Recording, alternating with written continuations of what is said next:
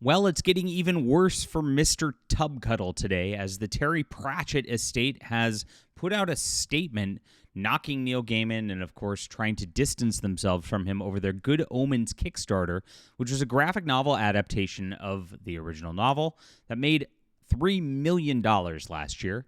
And of course, now they're offering refunds. We're going to get into what they said in their statement in just a moment. Please smash that like and subscribe button as we talk about all things in science fiction and fantasy. This Neil Gaiman situation has been absolutely crazy over the last year.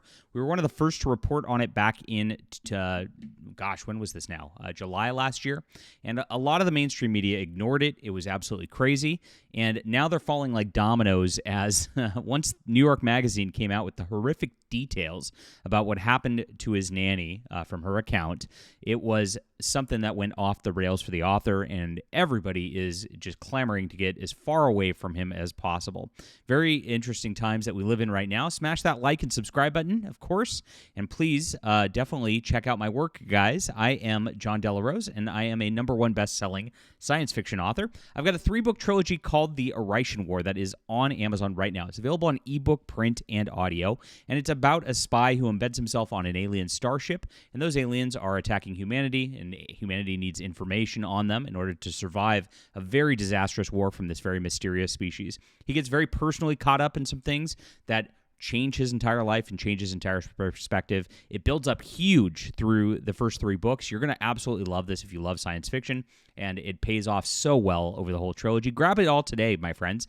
It's in the description below. I just finished my edit pass on a new book, which is going to spin out of this series.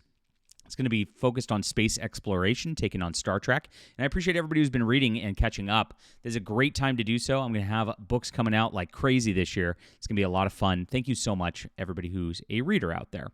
So, last week, Dark Horse Comics announced that they would cancel Neil Gaiman's Anansi Boys graphic novel based on the book set in the American Gods universe. Now, Terry Pratchett's estate has released an update on the Good Omens graphic novel, assuring backers that Gaiman won't receive any funds from the project. And they also offered a bunch of refunds to people. If you don't know, he was rocked in January. The interview with Scarlett Pavlovich in New York Magazine detailing horrific details on her claims about sexual abuse against the American Gods writer. Part of the odd situation is how these details have been well known for nearly a year because of the work of Tortoise Podcasts and Phantom Pulse, which is my site, detailing the abuse allegations. Now, there's been at least 11 situations of allegations, which we've reported on this entire time. The media focuses on a couple of them, which are the most egregious, in my opinion. They are. And Neil Gaiman actually made a bizarre blog statement saying that everything was just consensual. It's totally fine. Interesting. Now, we know that he paid off several of the victims. There was hush money involved. That's been confirmed, and it's been kind of crazy when you look into the details of this stuff. And the New York publishing establishment really does not want to be associated with this any longer. A lot of his publishers out there have said we're not working with him and doing any projects with him going forward. We, of course, have had a lot of the productions canceled. Good Omens, the Amazon Prime TV show, got swept down to just a kind of closing short season. We've had a couple other major film projects that have been abandoned because of this, and no word on Sandman from Netflix yet. I know they've been promoting it hard that there is a second season that's filmed, and I know that that's already done. I bet they're just scrambling, like, what do we even do about this at this point? That's kind of the big one. And so Dark Horse dropped him on the comic books ends. Marvel said that they've got no more projects with him, which is, they don't have a lot of projects with him anyway. And DC Comics has yet to say anything. And again, because they have the Sandman, they've got the big fall to take from this. Now, DC Comics announced a reprint of the Sandman graphic novels 2 months after this story dropped.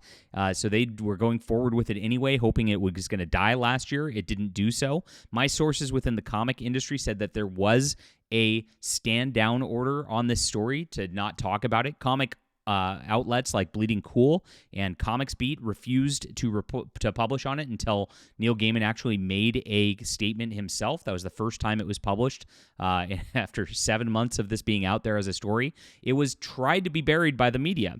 Now, Neil Gaiman also employed a crisis management PR agency, and allegedly there's a ton of bots out there been pushing work on the Sandman to try to scrub the SEO of any of this stuff for a long, long time. That all got the doors blown off once this New York Magazine article came out, and this is where we're at today. So now, we have the Good Omens graphic novel. This launched at the beginning of 2024, before the allegations came out.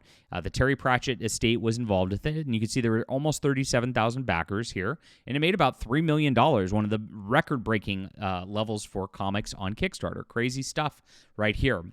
Now, it's still in production, and they just gave an update on the Kickstarter campaign where they talked about the Neil Gaiman situation. And you can see exactly what the update is as we talk about it right here. So here it is. Happy New Year, everyone. We ramp up towards the graphic novel's release. Here's some snapshots of what lies in store. And they say, please visit the fact page for inquiries, and this is it. And they said, finally, we had locked refunds of the Good Omens graphic novel in mid-November due to where we were in the production process. However, no longer will we maintain this freeze in light of the new articles and allegations. And that's obviously about Neil Gaiman, even though they don't go into it. They said, we cannot speak further on the subject at present. We have chosen to reopen a short refund window for those who would no longer like to support the graphic novel until February 7th, 2025.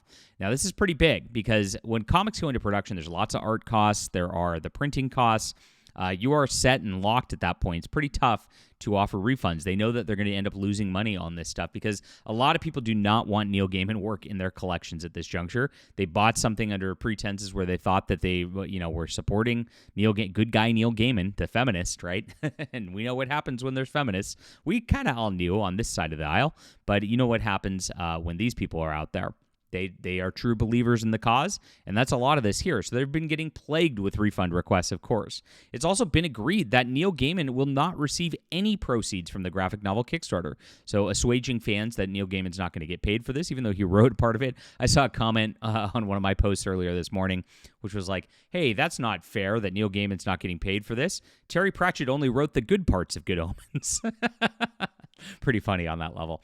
Given the project management, production, and communication has always been under the jurisdiction of the estate on behalf of Good Omens at large, this will not fundamentally change the project itself. However, we confirm the Kickstarter and pledge manager will be fully an entity run by, financially connected to the Terry Pratchett estate only. It's pretty interesting on that front, which it probably was to begin with. Now, this doesn't mean Neil Gaiman didn't get paid for this. He might have gotten paid an upfront fee. That is something that they don't clarify here. And so it is possible that the pledges and extra royalties don't go to Neil Gaiman. That might have been the case of the contract to begin with, or it might just be the case of the contract now.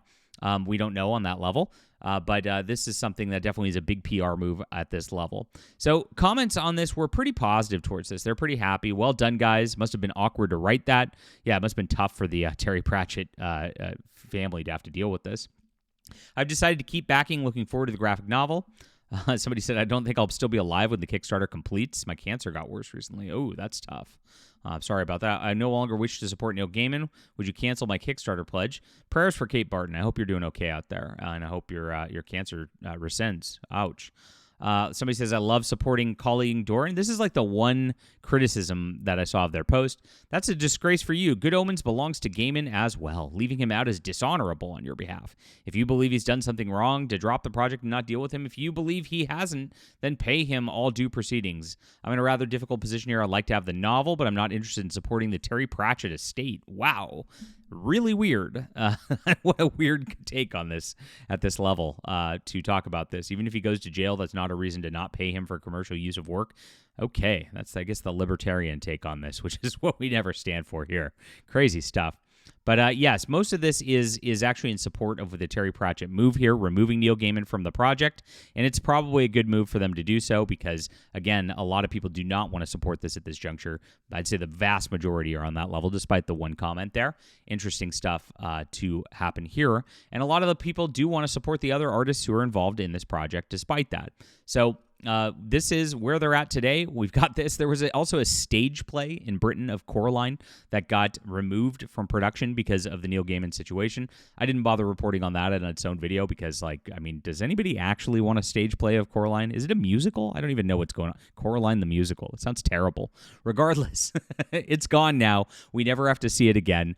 And they are also doing much the same as this situation rolls along.